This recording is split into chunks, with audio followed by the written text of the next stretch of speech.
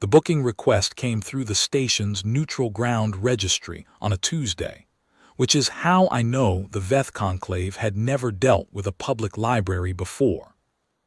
Most diplomatic delegations that use the Veth 9 lending room book through the Interstellar Relations Office on Level 4. They send a coordinator. The coordinator sends a form. The form arrives on my desk with a cover letter explaining, in careful language, that the group requires a quiet, politically uncommitted space for sensitive discussions, and that they would appreciate discretion. I read those letters, note the date and time, confirm the room is available, and reply with one sentence. The room is open, the coffee is complimentary, and the dog comes with the space. That last part is not negotiable. I include it in every confirmation, in writing, without apology or explanation. Because in 22 years of running this lending room, I have found that the delegations who object to the dog are universally the ones who need him most.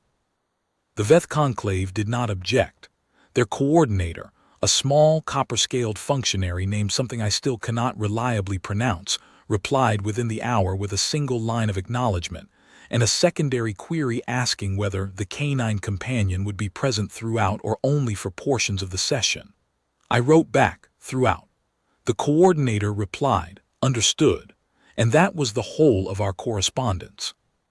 Rex was asleep under the reference desk when I read his name in a diplomatic communique for the first time. He did not know.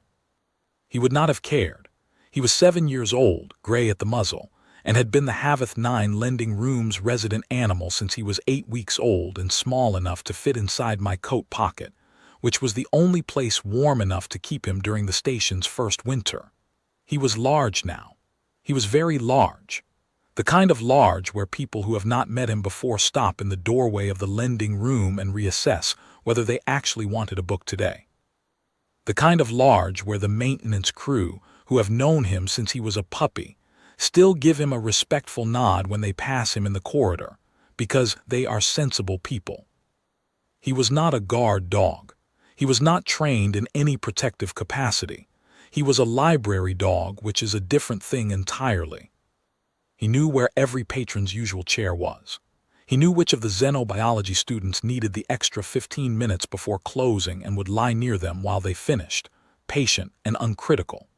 He knew which of the retired survey crew came in on Thursdays not because they wanted a book, but because they wanted somewhere quiet to sit without anyone noticing that they were lonely. And he would find them and put his head on their knee without being asked, and stay there for exactly as long as it took. He was not performing a function. He simply knew what was needed, and he provided it, and then he went back to sleep. He had opinions about the furniture. He had a specific position under the reference desk that was unambiguously his, a hollow in the old carpeting where his weight had settled over 7 years into a permanent outline of a very large dog. He slept there in the mornings, and moved to the window alcove in the afternoons when the light came through the external viewport at the right angle to warm the floor. He was orderly about this transition. He made it at approximately the same time every day, and the regulars had long since learned to leave the alcove clear by 2:30. That was Rex. The Veth Conclave arrived at 8:53 on a Wednesday morning, 7 minutes before the lending room opened to general patrons, which was the arrangement their coordinator had confirmed. I was behind the reference desk, running the morning catalog scan, when I heard them in the corridor. 12 of them, plus a security escort of 4, plus 2 individuals who were not introduced to me but who carried equipment cases and stood near the walls when the delegation entered. 18 beings in a room that comfortably seats 30, which sounds like plenty of space, until you account for the fact that the Veth average 1.5 meters taller than a standard human, and move with the particular deliberateness of a species that has, for most of its history, been the most dangerous thing in any room it entered. They came through the door in a column, the security escort first, and stopped. I looked up from the catalog scan. Rex was asleep under the reference desk. He did not wake up. He made a small, settled sound, the kind dogs make when they shift position in deep sleep, a soft exhalation that is not quite a sigh and not quite a groan, just the sound of a large animal becoming slightly more comfortable. His back legs shifted. One ear moved, then stopped. The lead security officer, I will describe him as best I can. He was dark-plated, broad-shouldered, and carried himself with the careful tension of someone whose job is to identify threats before they materialize, stood very still in the doorway. His eyes went to Rex. His posture changed. It was not a dramatic change. It was the kind of change you see in a person who has stepped into a room and noticed something they did not expect, and are now recalibrating without letting it show that they are recalibrating. His hand moved, fractionally, toward the side arm at his hip, and then stopped, because Rex had not moved and was, as far as any reasonable reading of the situation went, fast asleep. I said, "Good morning. The Conclave's table is set up at the back. Coffee is on the east side table. Decaffeinated option is in the smaller pot." I paused. "The dog is Rex. He won't bother you." The security officer looked at me. Then he looked at Rex again. He said something in Veth that I did not catch, and the officer behind him answered in a low voice. Then the column began to move again, carefully, giving the reference desk a wider berth than was strictly necessary for a room of this size. The Conclave's lead diplomat was the last of the 12 to enter. He was distinguished from the others by the additional weight of his formal collar, a layered thing that I later learned represented 4 separate noble house affiliations, and by the way the other 11 oriented toward him slightly when he moved, the way a room of people orients toward whoever is actually in charge, even when everyone is pretending there is no hierarchy. He was tall. He had the particular stillness of someone very accustomed to being the most important person present. He came through the door, saw the room, and then saw Rex. Rex was still asleep. The lead diplomat stood for a moment with an expression I am not qualified to read on a Veth face. Then he walked to the long table at the back of the room, settled into the chair at the head of it, and said something to his assistant that caused the assistant to produce a data folio and begin laying documents on the table. The session was scheduled to run from 9 until 5. 8 hours. I had been told that the discussions concerned a territorial boundary reassessment in a sector I had no personal stake in, and I had not been told anything beyond that, because it was not my business and I had not asked. My business was the lending room. I ran the catalog. I helped the 3 regular patrons who arrived at 9 o'clock and looked briefly surprised to find the back half of the room occupied by a diplomatic delegation, before selecting their reading material and settling into their usual seats in the front section, and I kept the coffee hot. Rex woke up at 9:40. He woke up the way he always wakes up, incrementally. First his tail, which began a slow, low movement against the carpet, not a wag exactly, just the preliminary confirmation that consciousness was returning. Then his head, which lifted from his front paws and turned with great dignity to survey the room. He registered the Veth delegation the way he registered every new set of people in the lending room, as a fact to be noted and assessed, and then, provisionally, accepted.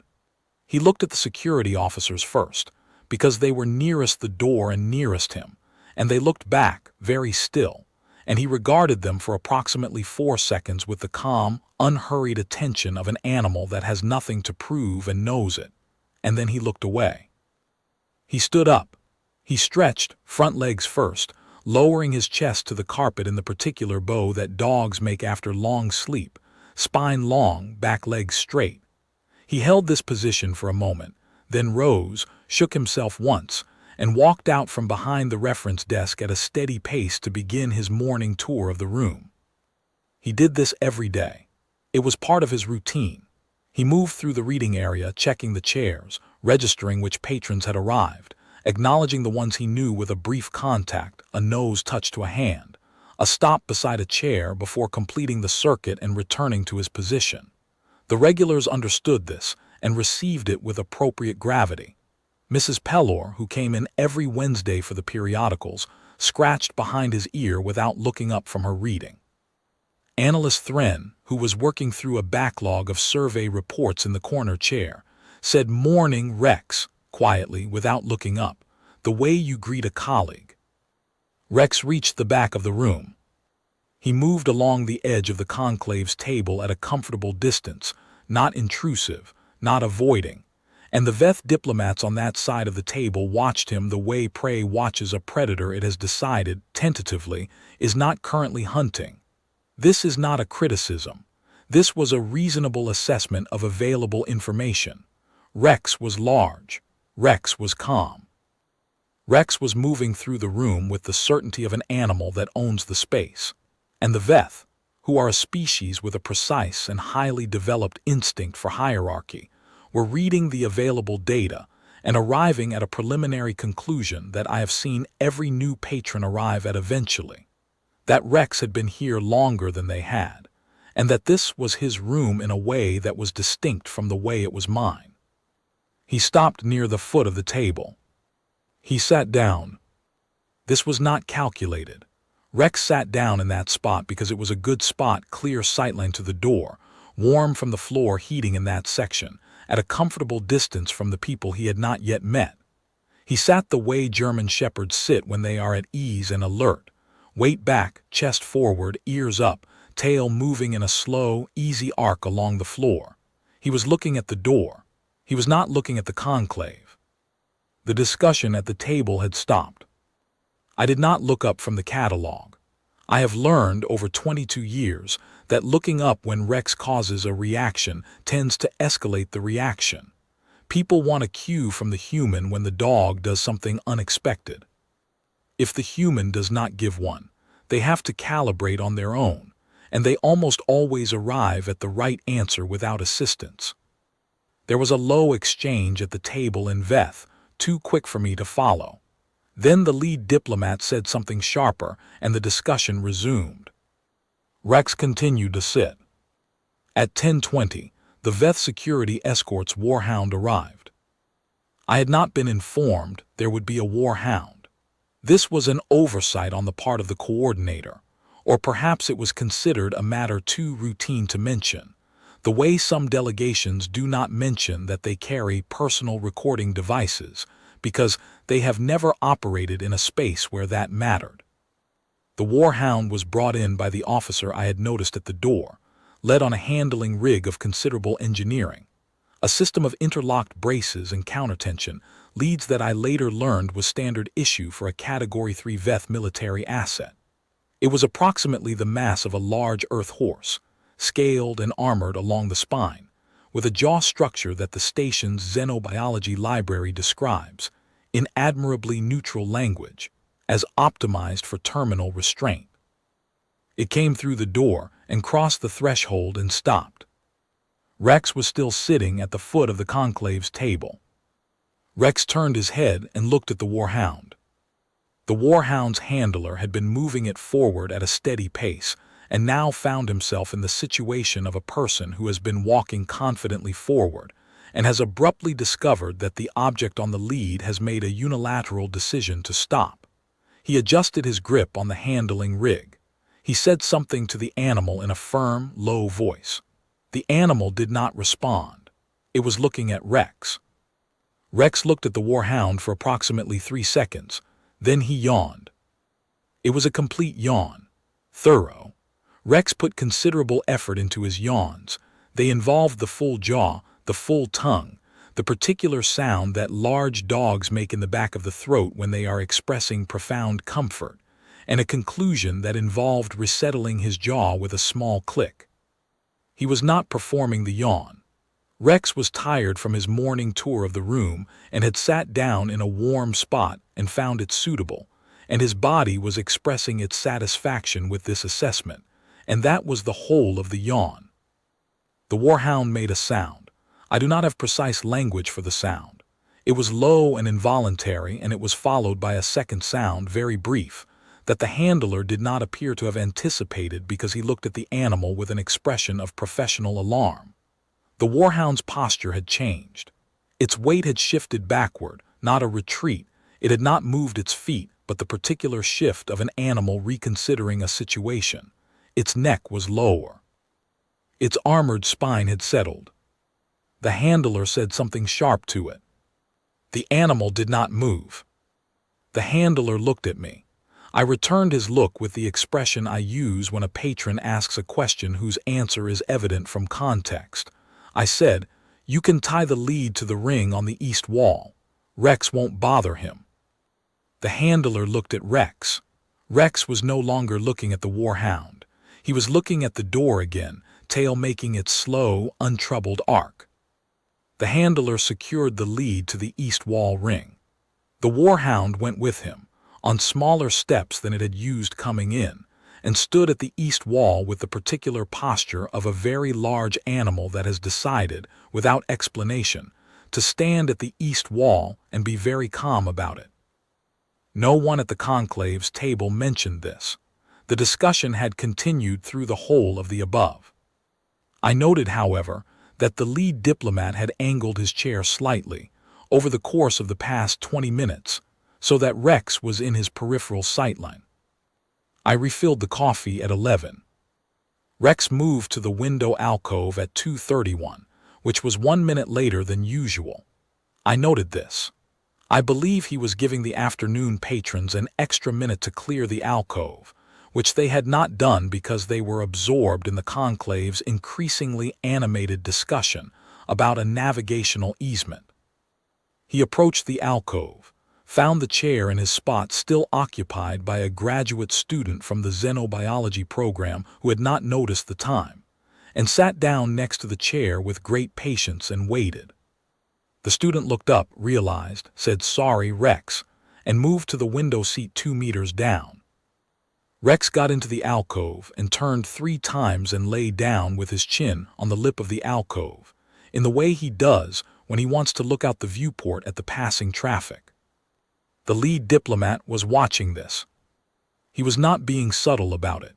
He had turned in his chair, and his aide had stopped speaking, and the lead diplomat was watching Rex settle into the alcove with an expression that I could not interpret, but that had a quality I recognized. The quality of a person revising a prior assessment. I said nothing. I was helping Mrs. Pellor locate the second volume of a station history she had been working through for 3 weeks, and it took my full attention because we shelved by acquisition date on the history wall, and the second volume had been returned to the wrong section. I found it behind a set of interplanetary trade reviews. Mrs. Pellor thanked me and went back to her chair, and I went back to the desk, and the conclave resumed. At 3:45, the lead diplomat stood up. The discussion had reached a point that I gathered, from tone and posture, was difficult. The lead diplomat's counterpart across the table, a senior Veth official whose formal collar indicated an additional house affiliation, the lead diplomats did not, had placed a document on the table that the lead diplomat had not, from his response, expected. There was a quality to the exchange that had the particular character of a conversation where both parties know that one of them has just gained the upper hand, and the other party knows it too, and the only remaining question is whether to acknowledge it or continue the table exercise of pretending it hasn't happened. The lead diplomat stood up. He was very tall standing. He moved around the end of the table and came to stand in the open floor between the table and the reference desk. He did not appear to have a particular destination in mind. He was, I assessed, removing himself from the table for a moment, doing the diplomatic equivalent of walking to the window to collect himself, except that the window alcove was occupied by Rex. Rex was lying in the alcove with his chin on his paws, looking out the viewport at a freighter that was making its slow approach to the docking ring on the far side of the station. He was not watching the lead diplomat. The lead diplomat came to stand approximately 2 meters from the alcove. Rex did not look up. The lead diplomat stood there for a moment. Then he took 1 step closer. Rex's ear moved, Not both ears, just the near one, the one on the lead diplomat's side. It turned, fractionally, tracking the source of the sound the diplomat's footstep had made on the lending room floor, and then returned to its prior position. One ear, that was all. The lead diplomat stopped. I was watching from behind the catalog display, trying to look as though I was not watching, which I have had 22 years of practice at. I could see the lead diplomat's face in three-quarter profile. He was looking at Rex. He was not looking with the wariness of someone near a dangerous animal. That expression, I know. I have seen it from new patrons. It has a quality of held breath and slight withdrawal. He was looking with something more complicated than that. He was looking the way a person looks at something that has said something to them in a language they don't fully speak, but that they understood anyway. He stood there for perhaps 45 seconds. Then he took one step back, returned to the table and sat down. I do not know what he said when he sat down because he said it very quietly and the distance was too great. But his counterpart across the table looked at him, and something in the dynamic shifted. The counterpart set the document aside, not surrendering it, but setting it aside in the way you set something aside when you have agreed to return to it, and the discussion continued in a different register. Rex went back to watching the freighter. The session concluded at 5:14, 14 minutes past the scheduled end. The conclave filed out in the same column order they had arrived in, the security escort leading. The warhound came off the east wall lead without incident and followed its handler to the door, where it stopped once and looked back at the window alcove, and Rex looked back at it. And then both animals returned to their respective concerns and the warhound left. The lead diplomat was last. He stopped at the reference desk. He said in the standard trade language that the station uses for interspecies communication, "Your companion animal. What is its designation?" I said Rex. He looked at Rex, who had relocated from the alcove back to the hollow under the reference desk, and was in the early stages of going back to sleep. "Rex," the diplomat said, with the particular careful enunciation of a person repeating a word in a language they do not speak. I said, "He's a German shepherd. He's 7 years old. He's been in this room since he was a puppy." The lead diplomat was quiet for a moment. Then he said he did not yield the alcove position. I said no. He did not acknowledge the re-entry. No. He observed the situation and determined it did not require his active attention. I considered this.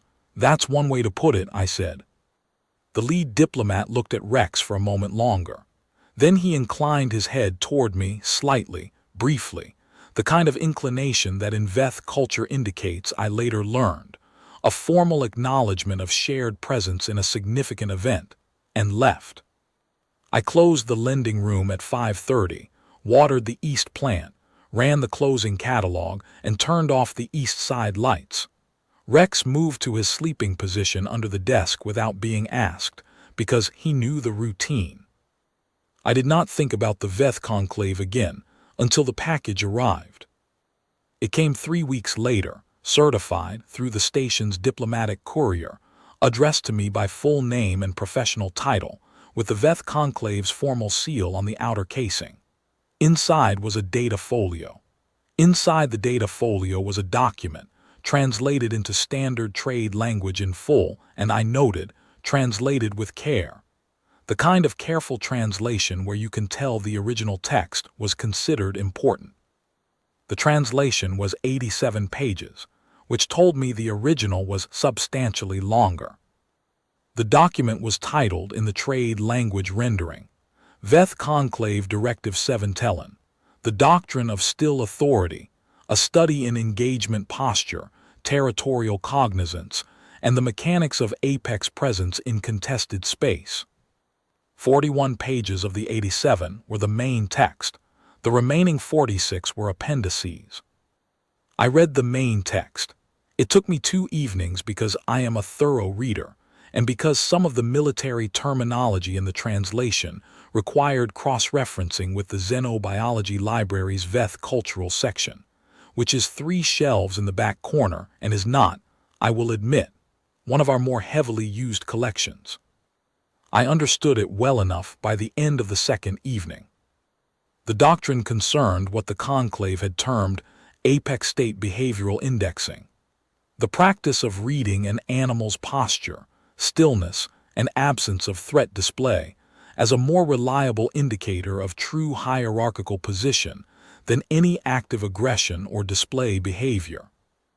The underlying argument, laid out in considerable technical detail over the first 12 pages, was that an animal which does not display is an animal that does not need to, and that, in a sufficiently experienced apex, the absence of performance is itself the highest form of performance.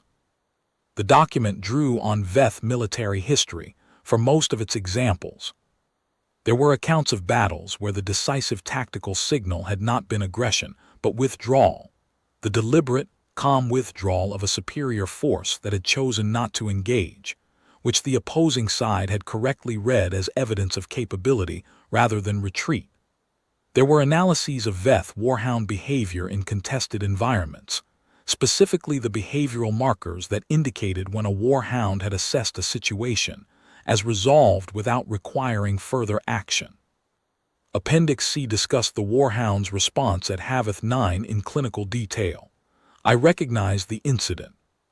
It was described as a spontaneous dominance acknowledgement by a Category 3 military asset upon non-adversarial contact with an unclassified Earth origin companion animal, resulting in immediate and sustained postural submission. The clinical language was thorough and the analysis was correct, and I noted that the document did not express embarrassment about the incident. It expressed interest. Appendix D was about the alcove. This required more careful reading. The alcove incident was described as a territorial priority assertion via sustained positional occupation during a high-intensity diplomatic interval, and the document's analysis of the lead diplomat's approach and withdrawal was precise enough that I realized the delegation must have included a behavioral analyst among those 2 individuals who had stood near the walls with equipment cases. They had recorded the whole session. I was, I admit, slightly annoyed about this, though the station's neutral ground terms do not technically prohibit non-audio recording in the common spaces. I made a note to address this in the next revision of the booking agreement. Appendix F discussed the yawn. The yawn occupied 6 pages. It was titled in the trade language, "The Single Respiratory Display, Apex Confirmation Without Engagement, a Taxonomic Examination." The 6 pages analyzed the yawn from 4 angles: as a territorial communication, as a dominant signal, as a conscious tactical choice, and as what the document called in its clinical Veth phrasing, the most economical possible form of threat communication available to a confirmed apex in a contested environment. The conclusion of Appendix F was that the yawn had communicated, to the warhound, in under 2 seconds, a complete and unambiguous hierarchy assessment that would have required a Category 3 military asset several minutes of active threat display to convey through conventional means. I read this passage twice. Then I looked at Rex, who was asleep under the reference desk with his chin on his front paws. He was snoring very faintly. He does this when he is in deep sleep. The sound is not unpleasant. After 7 years, I do not hear it anymore unless I listen for it. I looked at him for a moment, then I went back to reading. The main text's final section was the part that required the most cross-referencing, because it moved from behavioral analysis into what the Veth Conclave terms doctrine, a formal codification of observed principles into operational guidance. The operative passage in the trade language translation read as follows: "It is the finding of this conclave that the behavioral profile documented at Veth 9 constitutes a strategic model of sufficient clarity and reliability to warrant codification as a standard reference posture for high-stakes diplomatic and territorial engagement. The following principles are hereby established as Directive 7 Tellen, *. 1. In any contested environment, the animal or entity that requires no display to establish position has already established it. 2. The appropriate response to a confirmed apex state entity is positional acknowledgement without engagement. 3. Territorial priority inheres in the animal which arrived first and has remained. Duration of occupation, combined with absence of display, is the highest available signal of legitimate claim. 4. The unit of decisive tactical communication is not the threat display. It is the cessation of the threat display in the presence of a superior, or, at the highest level of apex function, the yawn. I closed the folio. Rex woke up a few minutes later. He did his incremental waking sequence, the tail, the head, the survey, and then he stood up and stretched and walked out from behind the desk to begin his evening tour of the room before we closed for the night. I said, "Rex." He looked at me. I said, "You are in a Veth Conclave military doctrine." He held my gaze for a moment with the calm, evaluative attention he gives to most things. Then he turned away and continued his evening tour, stopping first at the periodicals section to check that Mrs. Pellor had returned her reading to the right shelf before leaving, which she had, and then at the east plant, which he sniffed once as he always does, and then at the door to confirm it was secure, which it was. I filed Directive 7 Telen under V in the diplomatic correspondence section. This is a shelf I had previously reserved for formal communications from Veth, Valeth, and Vorn diplomatic entities, of which I had received before this precisely 2. I now had 3. I turned off the east lights and the desk lamp in the catalog display in that order and put on my coat. Rex was already at the door. He knows the closing sequence. We went home. That was 11 months ago. Since then I have received, at intervals of roughly 6 to 8 weeks, supplementary addenda to Directive 7 Telen. There have been 4 of them. The first concerned an incident at a Veth training facility where a cadet had introduced an Earth origin companion animal, a Labrador, brought along in violation of 3 separate regulations that the cadet apparently considered inadequate reasons not to bring his dog, and the training facility's resident warhound had spent the afternoon sitting next to the Labrador instead of attending its scheduled assessment drills. The addendum was a 40-page revision of the warhound's training parameters. The second addendum concerned the diplomatic session itself. New information had come to the conclave's attention. I gathered, from careful reading of the translated phrasing, that the behavioral analyst's footage had been reviewed by a wider group than originally intended, and the conclave had determined that the lead diplomat's withdrawal from the table at 3:45 and his subsequent return at a reduced negotiating posture had been directly precipitated by his failure to maintain positional priority in the presence of a confirmed apex state entity. The addendum was a revision of the conclave's diplomatic preparation protocols. It included a new requirement that all delegation leads receive a briefing on Earth origin companion animal behavioral indicators before any session held in proximity to one. The third addendum was about the ear. 12 pages, which I considered excessive, about the significance of a single ear turn lasting, by the analyst's recording, approximately 0.8 seconds. The conclusion was that the ear turn constituted a sufficient acknowledgement of the diplomat's approach to prevent the diplomat from interpreting the non-acknowledgement as a deliberate challenge, while still communicating the clear message that the acknowledgement was the animal's to grant or withhold. The document described this as controlled acknowledgement calibration and recommended it as a study model for Veth diplomatic personnel managing situations of uncertain hierarchy. I read this one in a single evening. It was very well written. I filed it with the main text. The fourth addendum arrived last week. It was brief, by the standards of the others, only 9 pages, and it concerned a proposal that the conclave had put forward, apparently internally, to request a formal consultation with what they described as the keeper of the Haveth 9 apex state companion animal, regarding the practical application of Directive 7 Tellin principles in operational contexts. The addendum noted that the proposal had been approved at the senior level, and that a formal request would be transmitted through the station's diplomatic registry in due course.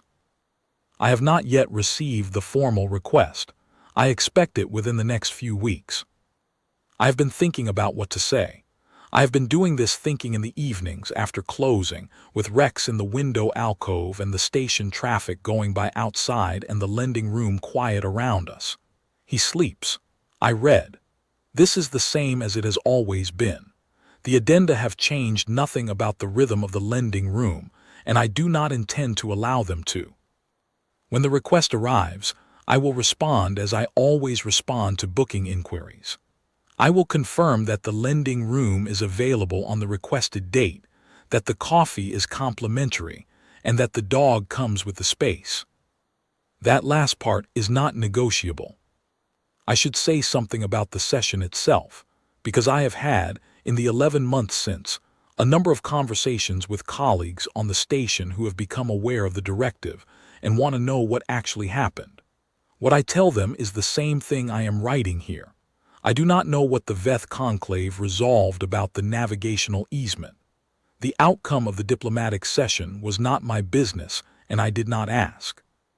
What I do know is that the session concluded, that the documents were gathered and the coffee cups returned to the east side table, and that when the conclave's coordinator sent a follow-up booking inquiry 6 weeks after the first session, a second round of discussions for the same matter, same room, same terms, the inquiry included, on its own line, without additional comment, Canine Companion requested present throughout. I confirmed the date. Rex was present throughout. I do not have details of the second session's outcome either.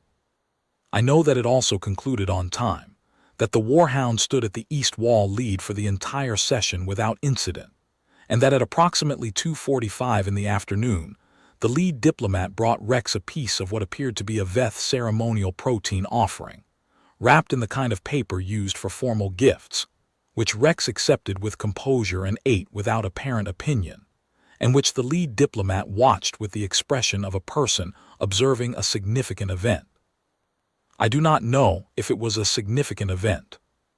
I do know that the lead diplomat and Rex have now, by my count, been in the same room on 6 occasions, and that the lead diplomat no longer makes any attempt to approach Rex or to establish contact beyond leaving the offering in Rex's general vicinity, which Rex investigates at his own convenience. This is, I suspect, the correct response. Rex is a library dog. He operates on his own schedule. He gives his attention where it is warranted and withholds it where it is not, and he has never, in 7 years, given me any indication that this calculation is available for outside negotiation. The station's xenobiology library has a small plaque above the Veth cultural section that I put up myself 2 weeks ago because the section gets more traffic now than it used to, and I felt it warranted identification. It says, Veth Culture and Doctrine, sections V1 through V9. See also, Directive 7 Tellin, filed under V2D. Rex's nose print is on the lower right corner of the plaque. He investigated it when I put it up, as he investigates all new additions to the lending room, and I did not clean the glass after because it seemed appropriate to leave it. He is in the window alcove now. The afternoon light is coming through at the angle that makes the floor warm, and his chin is on the edge of the alcove lip, in the position he uses when he wants to see the viewport without fully lifting his head. The freighter from 3 weeks ago has been replaced by a survey tender making a slow port approach. He watches it without urgency. He does not know that he is in a military doctrine. He does not know that Veth Conclave senior leadership has convened 3 separate review sessions around footage of him sleeping, waking up, stretching, and yawning. He does not know that there is a 6-page formal analysis of his yawn, or that it has been distributed, as required reading, to every Veth diplomatic delegation scheduled to attend sessions in mixed-species neutral spaces for the next 4 years. He knows that it is almost 2:45, which is when I bring him his afternoon biscuit, and he has angled his chin slightly toward the desk to confirm I have not forgotten. I have not forgotten. I bring it over and set it on the alcove floor. He lifts his head enough to take it with care, the way he always does. He is tidy about food, always has been, and then resettles, chin back on the alcove lip, and returns to watching the survey tender. I go back to the desk. The catalog needs updating. There are 3 new acquisitions to process, and the Veth Cultural section requires an additional shelf bracket now that V2D has been joined by 4 supplementary addenda, each filed in order of receipt. The formal consultation request will arrive within the next few weeks, and I will need to draft a booking confirmation. The lending room is quiet. Mrs. Pellor is at the periodicals. Analyst Thren is in the corner chair. 2 xenobiology students are working through something in the reference section, with the particular focused silence of people who have finally found the right source and do not want to lose their place. The afternoon light is coming through the viewport at the correct angle. Rex is in the alcove. Everything is where it should be. I run the catalog scan. I keep a log of the lending room. I have kept it since my first year running the space, a plain record in a bound notebook, 1 entry per day, date and weather and notable events. The entries are short. Most of them read something like, Wednesday, overcast on the outer ring. Catalog scan complete. Mrs. Pellor in for periodicals. Rex moved to alcove at 1428. No incidents. I have 34 of these notebooks on the shelf behind the desk. They are not literature. They are not intended to be. They are a record of the ordinary progression of days in a lending room on a mid-tier station that does not get much traffic and is not important to the people who make decisions about what is important. And I find them useful in the way that all accurate records are useful. They establish what actually happened, as distinct from what people later decide must have happened. I made my usual entry on the day of the conclave session. I wrote, Wednesday, clear on all rings. Catalog scan complete. Veth Conclave delegation, 12 plus escort, session 9 to 1714. Rex moved to alcove at 14:31, 1 minute late. The xenobiology student was still in the spot. No incidents. Coffee consumed, approximately 4 liters. I read this entry recently in preparation for writing this account, and I noticed 2 things. The first is that I wrote no incidents, which is accurate from a lending room management standpoint. No patron was disturbed, no shelf was damaged, no session ran uncontrollably over time. The second is that I had, within 2 sentences, recorded both Rex's 1-minute alcove delay and the 4 liters of coffee consumed, and had not thought either worth more than a passing note. This is what a lending room does to a person. It makes the extraordinary seem routine, because the extraordinary keeps coming back and checking out the same books week after week until it is part of the regular pattern. The 3rd session, the conclave's 3rd booking of the lending room, 6 months after the 2nd, was the one that required more active management on my part. Not because of Rex, because of a new member of the conclave's delegation.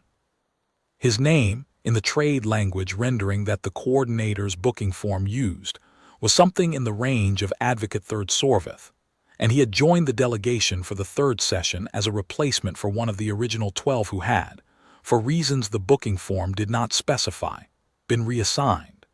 He arrived with the column on the morning of the 3rd session, and he was, from his first step through the door, paying attention in a different way than the others. The others, the returning 10, filed in with the ease of people who knew the room. They had their chairs. They knew where the coffee was. 2 of them acknowledged Rex with brief, careful nods as they passed, which Rex received without comment, and one of them, the junior diplomat who always sat nearest the east wall, actually said something quietly to Rex as she passed, in Veth, and Rex's ear turned in her direction and then returned. This was, by the third session, ordinary. Advocate Third Sorveth was not ordinary. He hung back at the door after the column had moved in, and he looked at Rex with an expression that was not the wariness of new exposure, and not the revised assessment of the lead diplomat, and not the professional alarm of the security handler. It was something more like deliberate skepticism. The kind of expression that belongs to a person who has been told something they have decided not to credit on the grounds that the source was unreliable, and who has come to see the matter for themselves with the specific intention of reaching a different conclusion. He came to the reference desk. He said, in trade language, "This is the animal referenced in Directive 7 Talon." I said, "Rex is a German Shepherd, yes." "He is an ordinary companion animal." I said, "He is a library dog." Advocate Third Sorveth looked at Rex, who was under the desk in his morning sleeping position, and was, at that moment, demonstrably asleep. He looked at the dog for a moment with the expression of someone preparing a point. Then he said, "The directive characterizes this animal as an apex state entity capable of communicating hierarchy through passive behavioral indicators. This is a characterization I find difficult to sustain in observation." I said, The directive further contends that a yawn from this animal constitutes a tactical communication equivalent in informational content to several minutes of active threat display by a Category 3 military asset. This is a significant claim." I said, "It is." "On what basis is it supported?" I said, "On the basis that it happened." He was quiet for a moment. I could see him deciding whether this response was dismissible. He decided it was not, because the coordinator was watching from across the room, and the lead diplomat was watching from the head of the table, and neither of them was offering him any assistance, which told him something. "I would like to observe the animal's behavior during the session," he said, "and form my own assessment." I said, "You're welcome to." He returned to the table. I noted his name in the daily log and went back to the catalog. Rex woke up at 9:43, 3 minutes later than usual, which I attribute to the slightly warmer temperature in the room from the larger than usual number of occupants. He did his waking sequence. He stood, he stretched, he surveyed. He found Advocate Third Sorveth immediately. It was not dramatic. His gaze simply moved around the room in its usual pattern and stopped briefly on the new face, as it stops on any new face, and then continued. But Sorveth had been watching and he caught the pause. I saw him note it. Rex began his tour. He moved through the room. He took his time. He stopped at Mrs. Pellor, who was in for her Wednesday periodicals, and received his ear scratch with appropriate gravity. He stopped at the corner chair, where Analyst Thren was absent this week but a different regular. A retired engineer from the Survey Corps named Hadley, who comes in on the first Wednesday of each month, had taken the spot. Rex and Hadley know each other from the previous 11 First Wednesdays. Rex put his nose to Hadley's hand. Hadley said, "Morning, boy," and Rex moved on. He came to the back of the room. He moved along the edge of the conclave's table. He passed the full length of the table without stopping, which was his usual route, and then continued past and circled the room toward the door and back. The returning delegation members tracked him in their peripheral vision with the careful attention of people who have learned to track something without appearing to. Advocate Third Sorveth tracked him openly, turning in his chair. Rex returned to the reference desk, walked behind it, and lay down in his hollow. Sorveth made a note on his data folio. At 10:40 the Warhound arrived. Third session, third time. The handler had it on the standard rig. Rex was in his morning sleeping position and did not immediately respond to their entrance. The Warhound crossed the threshold, found Rex's general position, and its posture changed immediately, the same backward weight shift, the same settling of the spine. The handler brought it to the east wall without the leading exchange that had characterized the first session. It was, by now, a practice sequence. The The warhound stood at the east wall. Rex slept. Sorveth had turned in his chair and was watching this with the focused attention of a person watching a controlled experiment. Rex woke up 20 minutes later. He stood, stretched, and began his second tour of the morning. The second tour is shorter than the first, more of a check than a survey. He came through the room, paused at the east wall to look at the warhound, which looked back at him without moving, and then Rex turned and went back behind the desk and lay down again. Sorveth made another note. I brought the mid-morning coffee at 11. At 11:32, Sorveth stood up from the table, came to the reference desk and said, I would like to conduct a proximity assessment. I set down the catalog pen of Rex. I want to approach him at close range and document his response.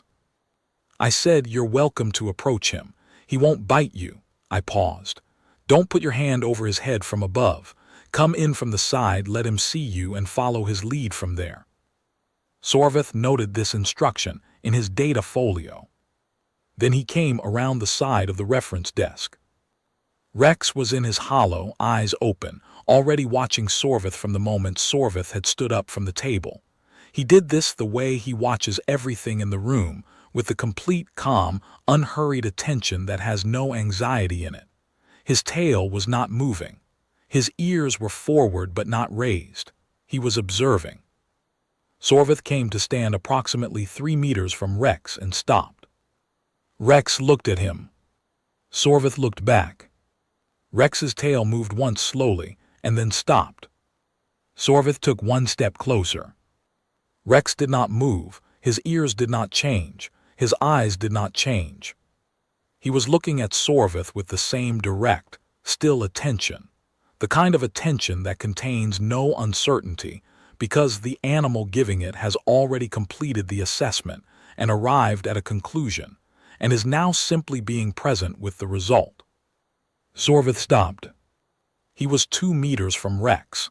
He had his data folio in one hand and he was not writing in it. He was looking at Rex in the way that I have seen people look at Rex when they have expected one thing and received another, and they are still processing the gap between the two. He stood there for nearly a minute. Rex looked at him for approximately 15 seconds. Then Rex's eyes moved not away from Sorveth, but through him, the way an animal's gaze moves when it has completed its assessment of a particular thing and does not need to continue attending to it. He was looking at the middle distance. He was still present. He simply did not need to look at Sorveth anymore, in the way that you do not need to look at the door after you have confirmed it is closed. Sorveth returned to the table. He sat down. He did not make a note. At lunch, the delegation broke for 40 minutes and the lead diplomat left the room and came back with a wrapped Veth offering, which he placed on the floor near the alcove. Rex was in the alcove by now, and then returned to the table without approaching further. Rex investigated the offering at 2:15 and consumed it at 2:17. I brought the afternoon coffee at 3. The session concluded without the difficulty of the first 2. The navigational easement that the conclave had been discussing for 6 months was apparently resolved in the third session's final hour, because there was a quality of finality to the last exchange at the table, and documents were signed with the kind of ceremony that indicates something has actually been concluded rather than merely adjourned. The delegation filed out in good order at 4:51. Sorveth was second to last. He stopped at the reference desk. He looked at Rex, who was behind the desk in his late afternoon sleeping position, and then he looked at me. He said, I came here to conduct an independent assessment of the claims made in Directive 7 Tellen. I said, I gathered. My assessment has yielded a finding. I said, what's the finding? He was quiet for a moment. Then he said, the directive understates the matter. He left. I thought about this on the walk home. I thought about it for several days, actually, turning it over in the way you turn something over when you are not sure you have fully understood it, and you want to make sure before you file it away. What he had meant, I eventually decided, was not that the directive's analysis of the yawn or the ear or the alcove or the warhound was wrong. He had meant that the directive was analyzing the right thing, but through the wrong lens, measuring a phenomenon with instruments built for a different scale, the way you might document a mountain's height, without noting that the mountain had been there before the measurement system existed. Rex was not performing a doctrine. Rex was being a German shepherd who had lived in a lending room for 7 years and had learned everything a lending room teaches, which is, wait, pay attention, be present, give your attention where it is warranted, understand what each person who comes through the door actually needs, which is frequently not what they say they need. And when the afternoon light comes through the viewport at the right angle, get to the alcove. The Veth Conclave had built 41 pages of military doctrine around this. The doctrine was, from everything I read in those pages, correct. The error was not in the analysis. The error was in the attribution, the assumption that what Rex was doing was a strategy. He is not strategic. He is 7 years old and he has gray at his muzzle, and he knows where every chair in the lending room is, and which of the patrons needs company and which of them needs to be left alone, and he makes these determinations the way he makes all his determinations, by being present and paying attention, and then acting on what he notices, without ceremony, without display. He is a library dog. This is apparently enough. The formal consultation request arrived 14 days ago. It was addressed to me from the Veth Conclave Senior Committee on Interspecies Tactical Study, and it requested a meeting at my convenience to discuss the practical application of Directive 7 Tellen in field operational contexts. The letter was formal but not stiff, and it included, in its final paragraph, the following line, which I will reproduce here because it is the only part of the request I have thought about since. The committee acknowledges that the principles documented in Directive 7 Tellen arise from and inhere in the companion animal designated Rex, and that the companion animal designated Rex is not available for formal consultation. The committee nonetheless requests the perspective of the animal's keeper as the closest available source. I read this 3 times. Then I set the letter on the desk and looked at Rex, who was in the window alcove, and said, "They want to talk to me about you. They specified that you yourself were not available for consultation." Rex's ear turned briefly in my direction. His tail moved once. "I thought you want to know," I said. He looked back at the viewport. "I have drafted a response to the consultation request. It accepts the meeting, confirms the lending room as the venue, notes the date and time, specifies that the coffee is complimentary, and notes that the dog comes with the space. I have not sent it yet. I am deciding on the correct word for the last line.